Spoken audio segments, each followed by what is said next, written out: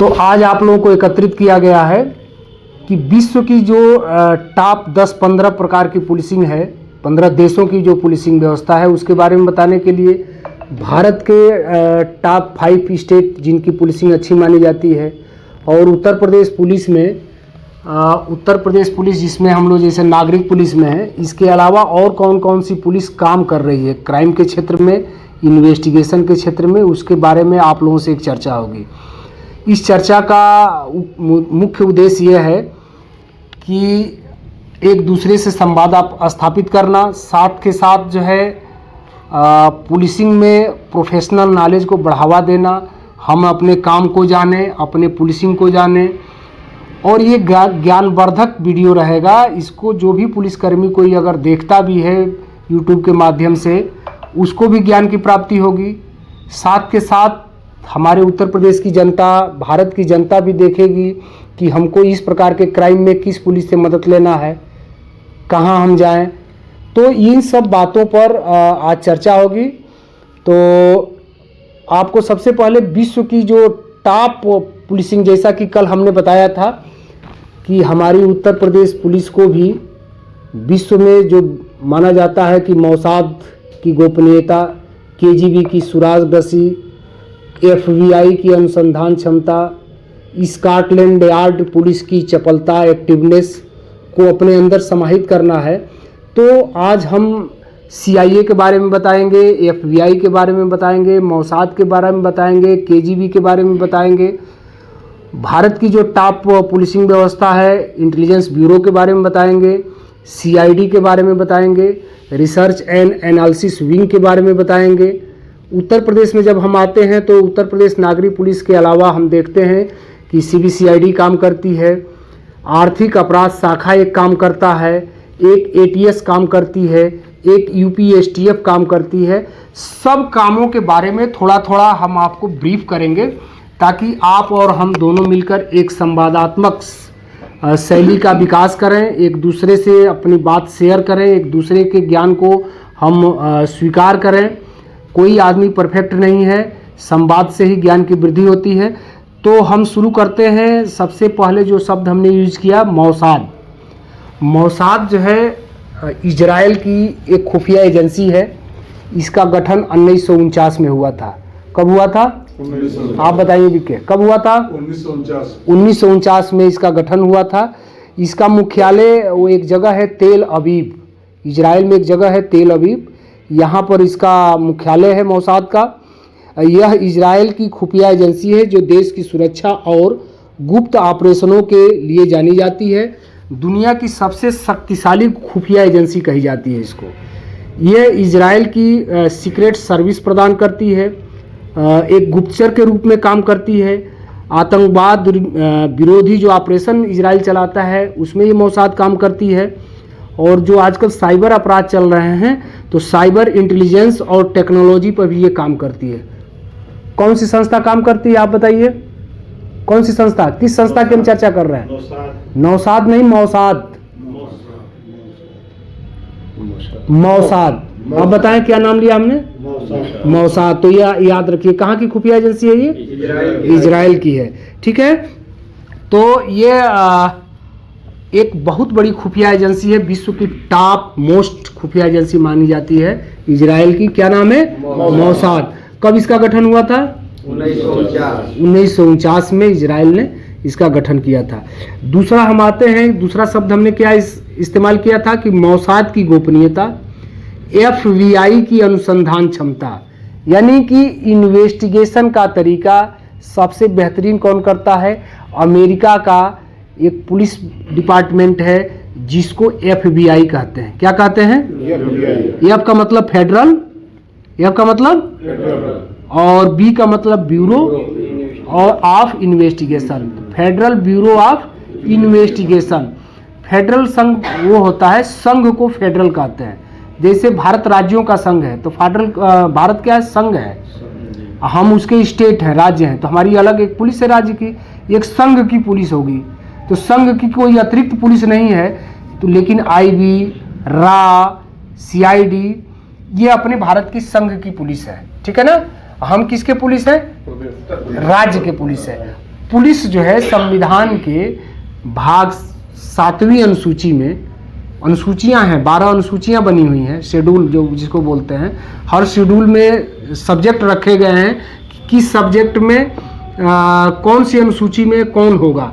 तो राज्य सूची, समवर्ती सूची और संघ सूची, 3 सूचियां होती है जिससे पूरे भारत के जो भी डिपार्टमेंट है डिवाइडेड है।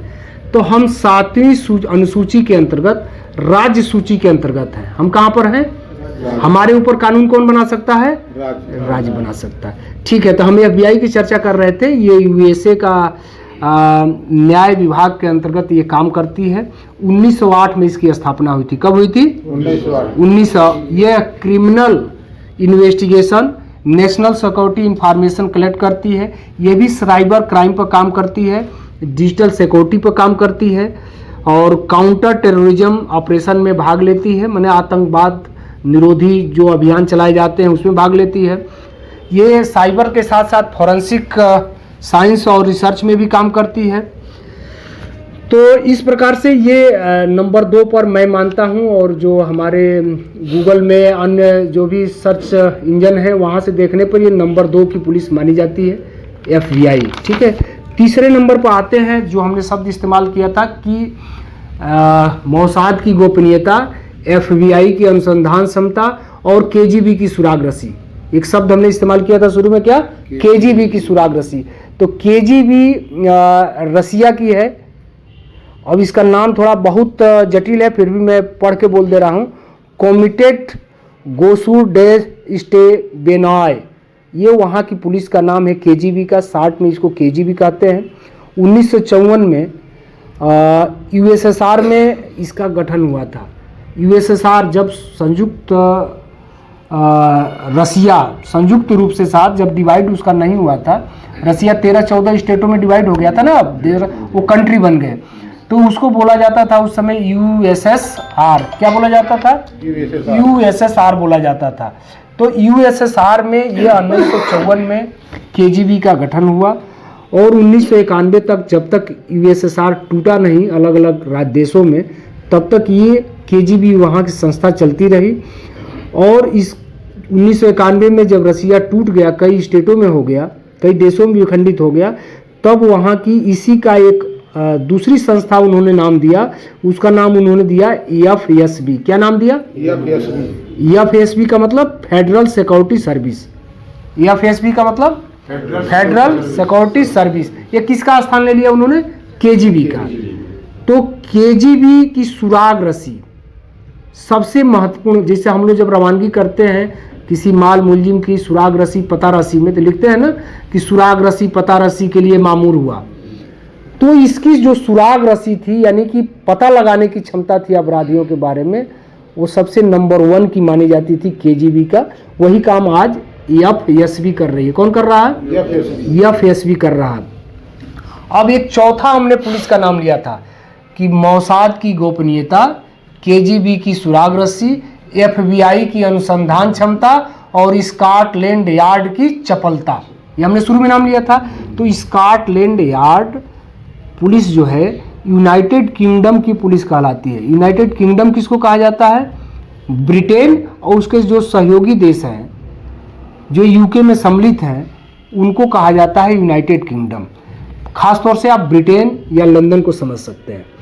तो वहाँ की जो पुलिस है उसका नाम है स्कॉटलैंड यार्ड। क्या नाम है? Scotland yard. तो ये इसके अंदर सबसे बड़ी जो चीज़ होती है क्या है कि जैसे आपसे हमसे कहा जाता है कि वर्दी कितने देर में पहन ली जाएगी, तो कितने देर में हम लोग पहन लेते हैं? 52 सेकंड में। हम अगर अपने प्राइवेट ड्रेस में हैं, हमको ऑर्डर मिला कि यूनिफॉर्म पहन के आइए, तो हमारे लिए निर्धारित कितना समय है कि 52 सेकंड में हम टोपी से लेके और बूट तक और पूरा यूनिफॉर्म कंप्लीट पहन के खड़ा हो जाएं तो माना जाता है कि हम एक्टिव हैं। तो एक्टिवनेस का पैमाना और भी है, ये तो यूनिफॉर्म पहनने का है। तो स्कॉटलैंड यार्ड पुलिस किसी घटना पर, कहीं इंसिडेंट हो गया, कोई घटना घट गई, आतंकवादी घटना घट गया, कोई आग लग गई, कोई किसी प्रकार की घटना, रोड एक्सीडेंट हो गया, तो जितनी तेज़ी से पहुंचकर क्विक एक्शन लेती है। तो ये पूरे विश्व की पुलिसिंग का मेजरमेंट किया गया, तो माना गया कि स्कॉटलैंड यार्ड की पुलिस के बराबर एक्टिवनेस विश्व के किसी भी देश के पुलिस के पास नहीं है। तो इसलिए कहा जाता है कि स्कॉटलैंड यार्ड की पुलिस की चपलता। तो ये तो चार मोटा मोटी हमने बता दिया आपको, स्कॉटलैंड यार्ड, केजीबी, मोसाद और एफबीआई। अब कुछ और देशों की पुलिसिंग को देखते हैं। ब्रिटेन में एक MI6 एक एजेंसी है, MI6। जिसे आप देखते होंगे आजकल गन चल रहा है, MI5 गन चल रहा है ना, तो वहाँ की एक सिक्योरिटी संस्था है जिसको बोला जाता है MI6। MI6 का मतलब होता है मिलिट्री इंटेलिजेंस सेक्शन। ये भी यूनाइटेड किंगडम का, ब्रिटेन का है। MI6 इसका मुख्यालय लंदन में है। इसको SIS के नाम से भी जाना जाता है। SIS का मतलब सीक्रेट इंटेलिजेंस सर्विस। अच्छा, अब देखिए सारे देशों के लिए एक ऐसा भी पुलिस का कंसेप्ट होना चाहिए कि कोई हमारा इंडिया का कोई व्यक्ति अगर किसी दूसरे देश में अपराधी भाग गया, हाँ, या आतंकवादी जो घटनाएं हो रही हैं उसका लिंक भारत से भी है, उसका लिंक लंदन से भी है, या साइबर क्राइम हो रहे हैं, कोई लंदन में बैठा व्यक्ति साइबर हैक करके यहाँ से पैसे ले लिया, यहाँ का किसी बड़ी एजेंसी संस्था के कंप्यूटरों को हैक कर दिया। तो एक ऐसी पुलिसिंग के कंसेप्ट होना चाहिए जो एक दूसरे से समन्वय स्थापित कर सके। ऐसी पुलिसिंग कहते हैं इंटरपोल। क्या कहते हैं? इंटरपोल पुलिस कहते हैं। इंटरपोल का मतलब होता है international criminal police organisation. International criminal police organisation, ये इंटरनेशनल पुलिस कहलाती है। इसमें लगभग 195 से अधिक देश इस पुलिसिंग से जुड़े हुए हैं। और एक इनका काम क्या होता है, अंतर्राष्ट्रीय अपराधों से मिलजुल कर निपटते हैं। या मान लीजिए कि किसी देश में अपराधी वाला जैसे बात बताए या साइबर क्राइम से बात बताए, तो इस तरह के, या मानव तस्करी हो रही है, यहाँ के कोई व्यक्ति आया लंदन से, यहाँ से 4 बच्चों को तस्करी करके प्लेन के माध्यम से लंदन वीज़ा पासपोर्ट बनवा के लेके चला गया, मानव की तस्करी कर रहा है। तो ऐसे अपराधों को रोकने के लिए आतंकवाद को, मानव तस्करी को, या आप ये समझिए कि नारकोटिक्स के अपराध को, माने ये जो नशीले पदार्थों की तस्करी हो रही है, इनको रोकने के लिए इंटरपोल का मदद गठन हुआ। और गठन कब हुआ था? 1923 में। कब गठन हुआ था इसका? 1923 में। अब आते हैं कि एक ऑस्ट्रेलिया की पुलिस है। ऑस्ट्रेलिया के पुलिस का नाम है ASIS। ASIS ये ऑस्ट्रेलिया में एक जगह है कैनबरा, यहाँ इसका मुख्यालय है। यह जो है ऑस्ट्रेलियन सीक्रेट इंटेलिजेंस सर्विस के नाम से जानी जाती है। ए का मतलब ऑस्ट्रेलिया, AS का मतलब सीक्रेट, I का मतलब इंटेलिजेंस और S का मतलब सर्विस। तो ASIS ये ऑस्ट्रेलिया कैनबरा में है। 1952 में इसका गठन हुआ था। अमेरिका का जैसे FBI का हमने नाम लिया, वैसे ही एक दूसरी एजेंसी वहाँ की है CIA। क्या नाम है उसका? CIA। ये 1947 में उसका गठन हुआ था। और वर्जीनिया एक स्टेट है, वहाँ पर लैंगली एक जगह है जहाँ पर इसका मुख्यालय बनाया गया है CIA का। 1947 में इसका गठन हुआ था। C का मतलब होता है सेंट्रल, C का मतलब सेंट्रल, I का मतलब इंटेलिजेंस और A का मतलब एजेंसी। सेंट्रल इंटेलिजेंस एजेंसी के नाम से CIA जाना जाता है। और इसका काम क्या है? विदेशी खुफिया जानकारी को एकत्रित करता है और अपने देश की राष्ट्रीय सुरक्षा सुनिश्चित करता है। अब एक जर्मनी की पुलिस के बारे में थोड़ा सा बात कर लेते हैं। वो जर्मनी की एक पुलिस है, उसको बोलते हैं BND। क्या बोलते हैं? अब इसका भी नाम बड़ा कठिन है, बुंडे नाचरिस्ताने डायनेस्ट। बुंडे नाचरिस्ताने डायनेस्ट, ये 1956 में इसका गठन हुआ था। उसी तरह से फ्रांस की एक पुलिस है जिसको बोलते हैं DGSC। क्या बोलते हैं? DGSC। इसका 1982 में गठन हुआ था। और चाइना जो अपना पड़ोसी देश है, उसकी एक सिक्योरिटी है जिसको बोला जाता है MSS। क्या बोला जाता है? MSS। M का मतलब मिनिस्ट्री ऑफ, S का मतलब state security, ministry of state security, MSS। इसका गठन 1983 में चीन में बीजिंग में इसका मुख्यालय बनाया गया है।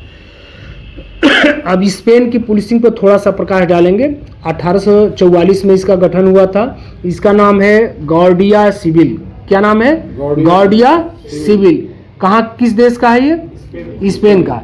स्पेन में कानून और व्यवस्था बनाए रखने, आतंकवाद, मादक पदार्थ की तस्करी, इससे निपटने में ये अपनी भूमिका निभाती है। और टॉप 15 पुलिसिंग में वर्ल्ड की ये शुमार है स्पेन की पुलिसिंग, गार्डिया सिविल इसके नाम से जानी जाती है। अब आते हैं पाकिस्तान का, आपने नाम सुना ही होगा, पड़ोसी देश है। वहाँ आईएसआई का आपने नाम सुना होगा। तो आईएसआई का गठन जब पाकिस्तान ही 1948 में बना, जब देश विभाजित हुआ उसी समय पाकिस्तान बना, तो 1948 में ही इसका गठन हुआ था। और आईएसआई का पूरा नाम क्या है? Inter services intelligence. तो ये पाकिस्तान की राष्ट्रीय सुरक्षा से संबंधित खुफिया जानकारी एकत्रित करता है। और इसने क्या महत्वपूर्ण काम किया है? अफगानिस्तान में तालिबान के साथ संबंध बना लिया। अफगानिस्तान में तालिबानियों के साथ इसने संबंध बनाया। अभी अफगानिस्तान और तालिबान का पिछले साल आप लोगों ने सुना था कैसे कैसे क्या हुआ। अच्छा, रूस में हमने क्या बताया था? केजीबी। और केजीबी की जगह पर एक और जो नया आ गया है एफएसबी। क्या बताया था हमने? एफएसबी आ गया है, जो कब से चालू हो गया? वहाँ 1991 से, जब रसिया विखंडित हो गया। रूस में एक उसका नाम है GRU, GRU। ये 1918 में गठन हुआ था। ये मिलिट्री से रिलेटेड है, सैन्य खुफिया एजेंसी है। जैसे अपने यहाँ रा है, रिसर्च एंड एनालिसिस विंग है इंडिया का, वैसे GRU यहाँ का है। ये सैन्य खुफिया जानकारी देता है और साइबर युद्ध में अपनी, साइबर युद्ध का मतलब आने वाला समय में जब भी साइबर युद्ध होंगे, क्योंकि अब तोप गोलों वाले युद्ध है जैसे इस समय यूक्रेन रसिया में चल रहा है, ऐसा अब संभावनाएं कम रहेगी। आने वाले समय साइबर युद्ध का ही है, तो उसके लिए मुख्य रूप से बनाया गया है। अब थोड़ा सा हम लोग इंडिया के बारे में चर्चा कर लेते हैं। तो इंडिया में आप देख ही रहे हैं कि तो दिल्ली पुलिस है, बढ़िया मानी जाती है। मुंबई पुलिस है, यूपी पुलिस है, और तमिलनाडु पुलिस है, केरला पुलिस है। भारत के जो भी 29 राज्य, जितने भी राज्य होंगे, उन राज्यों में सबसे महत्वपूर्ण 5 पुलिसिंग मानी जाती है, जिसमें यूपी पुलिस है, दिल्ली पुलिस है, और महाराष्ट्र की पुलिस है जिसको मुंबई पुलिस कहा जाता है, और केरला की पुलिस है। तो इसके अलावा सेंट्रल में कुछ संस्थाएं जो काम करती है, जैसे अभी हमने नाम लिया था रा का, तो रा का गठन 1968 में हुआ था। कब हुआ था? रा का मतलब research and analysis wing, research and 1968 में। ये नई दिल्ली में ही मुख्यालय है। इसका काम विदेशी खुफिया जानकारी एकत्र करना, राष्ट्रीय सुरक्षा सुनिश्चित करना। ये फेमस कब हुआ था? रा ने अपनी महत्वपूर्ण भूमिका 1971 जब पाकिस्तान से बांग्लादेश अलग हुआ था, उस समय यह अपनी एक महत्वपूर्ण भूमिका अदा किया था, जिसको कहा जाता है कि बांग्लादेश मुक्ति संग्राम का नाम दिया गया था। इंदिरा गांधी ने दिया था कि बांग्लादेश को मुक्त होना है पाकिस्तान से। उस समय इसकी भूमिका आई थी सामने, तब लोगों ने इसका लोहा माना था कि रा एक ऐसी महत्वपूर्ण एजेंसी है भारत के लिए। ये भारत के प्रधानमंत्री कार्यालय के अधीन काम करती है। ये इसमें सबसे ज़्यादा महत्वपूर्ण है कि रा भारत के प्रधानमंत्री के कार्यालय के अधीन काम करती है। और सीबीआई किसके अधीन काम करती है? गृह मंत्रालय के अधीन काम करती है। ये किसके अधीन काम करती है? प्रधानमंत्री कार्यालय के अधीन काम करती है। ठीक है, तो आप लोगों ने रा के बारे में मोटा मोटी कुछ समझ लिया। सीबीआई का जैसा पहले ही हमने फुल नेम बताया था, central bureau of investigation. Central bureau of investigation 1941 में इसका गठन हुआ था, आज़ादी से पहले। इसका क्या क्या काम है, किन कामों का ये इन्वेस्टिगेट करेगी? तो इसका इन्वेस्टिगेशन का जो दायरा है वो भ्रष्टाचार के क्षेत्र में, और इकोनॉमिकल जो ऑफेंस होते हैं, आर्थिक अपराध, पैसे से संबंधित अपराध, उसका इन्वेस्टिगेशन करते हैं। बड़े बड़े जो घोटाले होते हैं, जैसे 2G स्पेक्ट्रम का घोटाला आप लोगों ने सुना होगा, कोयला घोटाला, बोफोर्स घोटाला, बड़े बड़े जो घोटाले होते हैं, उन घोटालों की जांच सीबीआई करती है। इकोनॉमिकल ऑफेंस का करती है, करप्शन का करती है। और कोई बहुत गंभीर अपराध हो गया किसी भी राज्य में, चुनाव के समय कोई बड़ा अपराध हो गया, नरसंहार हो गया, मॉब लिंचिंग हो गई, तो राज्य सरकार अगर रिक्वेस्ट करती है तो सीबीआई उस पर निर्णय लेके कि हमारे लायक करने लायक इन्वेस्टिगेशन है कि नहीं, और निर्णय फिर केंद्र सरकार के परमिशन लेके वो अपना इन्वेस्टिगेशन करती है। ठीक है, अब एक और खुफिया एजेंसी है भारत की, जिसको बोला जाता है आईबी। क्या बोला जाता है? आईबी का पूरा नाम है इंटेलिजेंस ब्यूरो। क्या नाम है? इंटेलिजेंस। इसका गठन 1887 में हुआ था। मैंने देखिए, आज़ादी से पहले का गठन है इसका, आईबी। नाम तो हम लोग सुनते थे, लेकिन आज पढ़ने पर पता चला कि अरे 1887 का इसका गठन है आईबी का। सीबीआई का 1941 का है। रा तो फिर भी आज़ादी के बाद का 1968 का। तो ये आईबी क्या है? तो इंटेलिजेंस ब्यूरो है। ये आंतरिक खुफिया जानकारी एकत्र करती है, आतंकवाद और अलगाववाद से निपटने में अपनी भूमिका अदा करती है, देश की आंतरिक सुरक्षा व्यवस्था सुनिश्चित करती है और भारत की सबसे पुरानी खुफिया एजेंसी के नाम से जानी जाती है। कौन सी संस्था? आईबी। और ये किसके अधीन काम करती है? गृह मंत्रालय के अधीन। किसके अधीन काम करती है? अब एक और आप लोगों ने सुना होगा, जब 26/11 ताज होटल के पास मुंबई हमला हुआ था, तो उस समय एक और एजेंसी का भारत में गठन हुआ 2008 में, जिसको बोला गया NIA। क्या बोला गया? अच्छा, आपने पढ़ा होगा अधिनियम में, एक अधिनियम में है, अब तो टाइम लगेगा निकालने में। अधिनियम में है 1967 में एक कानून बना था, उस कानून का रिलेशन कुछ आतंकवादी कार्यों से रिलेटेड था, देश विरोधी, ऐसे कुछ कानून हमको ध्यान नहीं आ रहा है। 1967 में वो एक्ट बना था। तो उस एक्ट में अब यह आ गया है कि मान लीजिए कि अपने थाना क्षेत्र में कोई ऐसी घटना घट गई, जिससे सामान्य घटना घट गई, कोई बंदूक चला दिया, गोली मार दिया, चाकू मार दिया, हत्या हो गई, डकैती हो गई, तो हम अपने IPC में दंड उसको करेंगे समाहित, BNS में मुकदमा दर्ज करेंगे, इन्वेस्टिगेशन मैं शुरू कर दूंगा। लेकिन क्या अगर कोई ऐसी घटना घट गई, कहीं कोई एक्सप्लोसिव से घटना घट गई, विस्फोटक पदार्थ है, और पता चला कि वो विस्फोटक पदार्थ प्रतिबंधित विस्फोटक पदार्थ है और लग रहा है कि आतंकवादी घटना है, तो क्या इन्वेस्टिगेशन हम करेंगे? इसलिए तो करेगी दूसरी एजेंसी, क्या नाम है उसका? तो वो 1967 का जो अधिनियम है, अब हमको इस समय नहीं ध्यान आ रहा, 1967 में बना था ये। तो उस अधिनियम के तहत जो है मुकदमा दर्ज होगा, और दर्ज करने के बाद हमारा दायित्व होगा कि हम इंफॉर्मेशन अपने जिला मुख्यालय को दें, वहाँ से उचित माध्यम NIA को सूचना जाएगा, और NIA जब तक ऑन द स्पॉट आ नहीं जाती है तब तक उसका इन्वेस्टिगेशन थाना प्रभारी प्रारंभ रखेंगे और साक्ष्य संकलित करते रहेंगे। NIA आएगी, पूरी विवेचना जो अब तक हुई है, साक्ष्य संकलन हुआ है, NIA को सुपुर्द की जाएगी। तो NIA उस 1967 के एक्ट के तहत इन्वेस्टिगेशन करती है, खासतौर से आतंकवादी घटनाओं पर। ठीक है, इसका गठन 2008 में हुआ था। पुलवामा हमले की भी जांच NIA ने ही किया था। तो मुंबई हमला और पुलवामा हमला महत्वपूर्ण चीज़ थे। आतंकवाद, नक्सलवाद, अन्य राष्ट्रीय सुरक्षा से जुड़े अपराधों की NIA जांच करती है। ठीक है, तो ये तो हमने क्या सुना, NIA ये भारत स्तर की है, मैंने सेंटर स्तर की, IB, CBI और RA। अब हम आते हैं कि उत्तर प्रदेश पुलिस में हम लोग नागरिक पुलिस हैं, हम लोग जो काम करते हैं, इसके अतिरिक्त और भी संस्थाएं पैरेलल अपना काम करती हैं। उन संस्थाओं के नाम भी हम लोगों को जानकारी होना चाहिए कम से कम, क्योंकि इसी डिपार्टमेंट में प्रतिनियुक्ति पर आदमी उसमें जाता है, तो कम से कम आइडिया हमारे दिमाग में रहना चाहिए कि और कौन सी संस्थाएं जो काम कर रही हैं। तो उसमें नंबर 1 पर मैं मानता हूँ UP-STF को। किसको? इसका जिस साल में भर्ती हुआ था पुलिस विभाग में, उसी साल इसका गठन हुआ था, 1998 में। 1998 से ये उत्तर प्रदेश पुलिस में काम कर रही है संस्था, जिसको UP-STF, UP का मतलब उत्तर प्रदेश, S का मतलब स्पेशल, और T का मतलब टास्क, और F का मतलब force, UP special task force.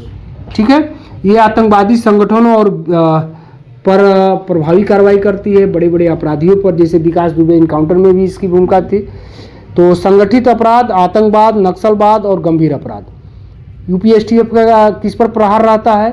संगठित अपराध पर, आतंकवाद पर, नक्सलवाद पर और गंभीर अपराध पर इसका प्रहार UP-STF का रहता है। दूसरा महत्वपूर्ण है, एक 2007 में, जैसा NIA हमने देखा कि 2008 में गठन हुआ था, तो 2007 में एक ATS का गठन UP में हुआ था, जिसको बोला जाता है एंटी टेररिस्ट स्क्वाड। क्या बोला जाता है? Anti terrorist squad, ATS। ये भी आतंकवादी गतिविधियों की जांच करना, आतंकवादी संगठनों को नष्ट करना, और खासतौर से आपने देखा होगा, एक नाम आपने सुना होगा, सिमी। सिमी का नाम सुना है? कोई बता सकता है सिमी का full form? SIMI, Simi, student Islamic movement of India. छात्रों का एक संगठन था जो जिनका कृत्य आतंकवादी कृत्य हो गया था। ठीक है, एक बार और बोलिए, तेज बोलिए, एक बार और बोलिए, इसको लीजिए, बोलिए, सही बोल रहा है। Student of Islamic, student Islamic movement of of India Simi. तो ठीक है, एटीएस के बारे में हम लोगों ने जान लिया। अब आते हैं यूपी सीआईडी या सीबीसीआईडी जिसको बोलते हैं हम लोग। ये तो सीआईडी सेंट्रल के हो गए, और यूपी सीआईडी का मतलब सीबीसीआईडी उसको बोलते हैं हम लोग। ये इसका गठन 1951 में हुआ था। कब हुआ था? 1951। ये भी संगठित अपराध और गंभीर अपराध, बड़े पैमाने पर जो घोटाले होते हैं या गंभीर प्रकरण के मर्डर के केस में ये अपना इन्वेस्टिगेशन करती है। और चौथा यूपी का है ईओयू। ईओयू का मतलब है इकोनॉमिक ऑफेंस यूनिट। ये 1972 में जो आर्थिक अपराध शाखा आप लोगों ने नाम सुना होगा, वही है ये ईओयू। ये 1972 में इसका गठन हुआ था। ये बैंक धोखाधड़ी, आर्थिक अपराध, चिट फंड घोटाले, इस तरह के मामलों में इन्वेस्टिगेशन करती है। तो हमको लग रहा है कि मोटा मोटा आप लोगों को आइडिया कुछ तो आज हो ही गया होगा कि वर्ल्ड की कौन कौन सी, वर्ल्ड लेवल की कौन कौन सी पुलिसिंग है, एजेंसियां हैं, भारत स्तर की कौन कौन सी पुलिसिंग और एजेंसियां हैं, यूपी की कौन कौन सी पुलिसिंग और एजेंसियां हैं। और सबसे खुशी की बात है कि जब मैं अभी सर्च कर रहा था को पायलट पर और चैट जीपीटी पर, डीप सीक पर, इन पर मैं सर्च कर रहा था और गूगल से मैच करके तो सर्च कर रहा था, तो यूपी की पुलिस को टॉप 5 में प्लेस मिला है भारत में। ये सबसे बड़ी बात है कि यूपी पुलिस टॉप 3 में है, टॉप 5 में है, इंडिया में है। ये बहुत बड़ी उपलब्धि है। उपलब्धि इसलिए है कि यूपी पुलिस में टेक्नोलॉजी को बहुत सही समय से सम्मिलित कर दिया गया है। टेक्नोलॉजी का मतलब कि हमारे एफआईआर, हमारी जीडी, हमारे इन्वेस्टिगेशन, और आजकल तो देखिए अब ये ई साक्ष्य ऐप इन्वेस्टिगेशन, तो ये क्या आ रहा है, टेक्नोलॉजी की तरफ हम जा रहे हैं। साइबर अवेयरनेस चल रहा है, साइबर क्राइम पर यूपी पुलिस काम कर रही है। तो ये चीज़ हमको इंडिया के टॉप, जबकि हमारा एक अगर उस तरह से देखा जाए डेवलपमेंट स्टेट के नाम पर, तो हम टॉप 3 में नहीं आ पाएंगे इंडिया में। कि अगर छाटा जाए कि भारत में केंद्र शासित प्रदेश और स्टेट मिला के इतने स्टेट हैं, तो उसमें टॉप 3 डेवलपमेंट में इकोनॉमिकल रूप से कौन स्टेट है, उसमें टॉप 3 में नहीं आ पाएंगे। लेकिन पुलिसिंग के क्षेत्र में हम टॉप 3 में हैं इंडिया में। Maharashtra police, Delhi police, Tamil Nadu police, Kerala police, UP police, जहाँ जहाँ हमने सर्च किया है, हर सर्च में, चाहे डीपसीक में हो जो चाइना वाला ऐप है, चाहे को पायलट में, चाहे चैट जीपीटी में, जेमिनाई में, जहाँ जहाँ हमने सर्च किया है यूपी पुलिस उसमें सम्मिलित रही है। तो ये खुशी की बात है कि हम लोग जिस संस्था में काम कर रहे हैं वो इंडिया की टॉप 3 पुलिसिंग में है। तो इससे हमारा आप लोगों से इतना वार्तालाप करने का मकसद क्या है? जानकारी देना, सैनिटाइज करना। मतलब ये हमारा प्रोफेशन है, प्रोफेशनल नॉलेज है। एक दुकानदार जो है अगर अपनी कोई दुकान खोला है तो उस दुकान के बारे में वो सारी चीज़ जानता है कि हमारा कहाँ से माल आएगा, कौन सा कस्टमर लेगा, कौन गाड़ी वाला लाएगा, वो उस अपने दुकान के बारे में वो सारी जानकारी रखता है। तो हम लोगों का जब ये प्रोफेशनल नॉलेज है तो हमको पुलिसिंग के बारे में वर्ल्ड स्तर से लेके और धरातल तक जहाँ जिस स्टेट की लोग खराब पुलिसिंग होगी उसके पुलिसिंग को भी हमको जानना पड़ेगा कि क्यों खराब पुलिसिंग उसको कहा जाता है, क्या उस पुलिसिंग में कमी रह गई जिसके वजह से उस स्टेट की पुलिसिंग को खराब पुलिस कहा जाता है, क्या इस दिल्ली पुलिस और मुंबई पुलिस में क्या खासियत है कि इस पुलिसिंग को बेहतर पुलिस कहा जाता है। तो हमको अपना प्रोफेशनल नॉलेज क्या करना पड़ेगा, बढ़ाना पड़ेगा। तो मैं उम्मीद कर रहा हूं कि आप जो है 10-12 जो भी पुलिस अफसर हैं आप लोग, इस बात को अपने थाने के कम से कम सभी कर्मचारियों को जरूर अवगत करा दें कि ये पुलिसिंग है और इतने तरह के पुलिसिंग में काम होता है। यानी कि हमारा काम क्या है, गोपनीयता बनाए रखना।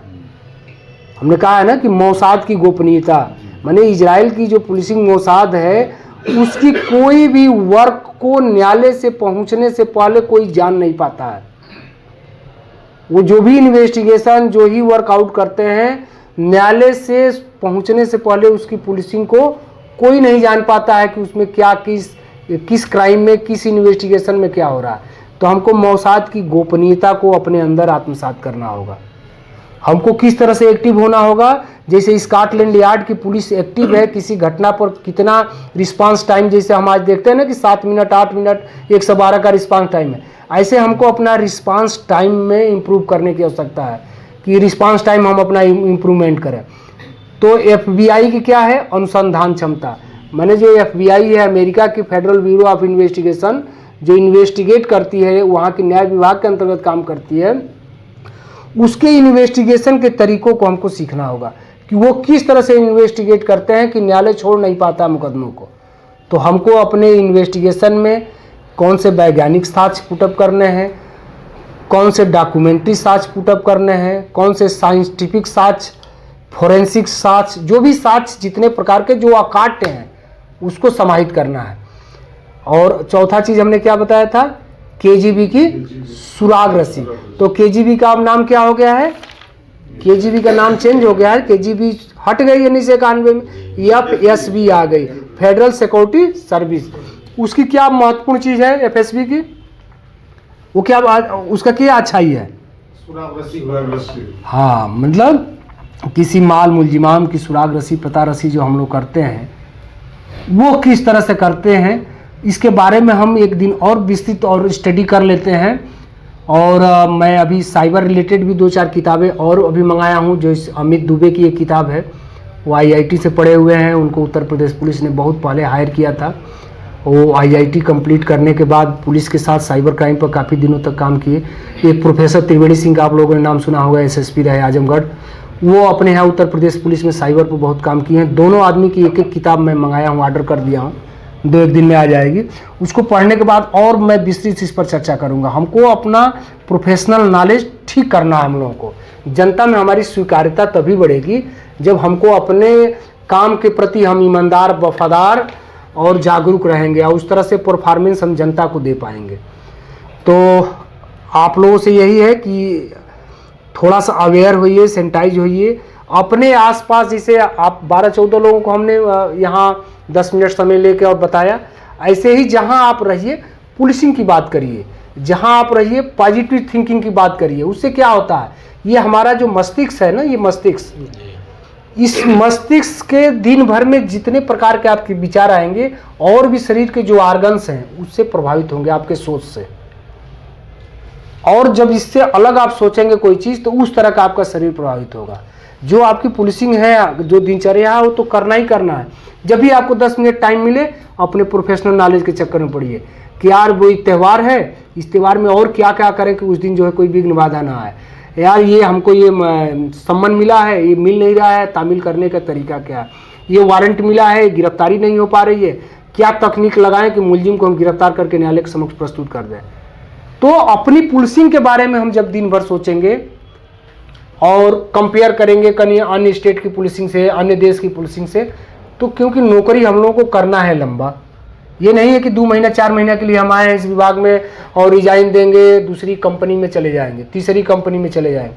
हमको तो इसी में बिल्डअप करना है अपना प्रोफेशनल नॉलेज। तो ठीक है, आप सभी लोगों को बहुत बहुत धन्यवाद। Thank you. जय हिंद।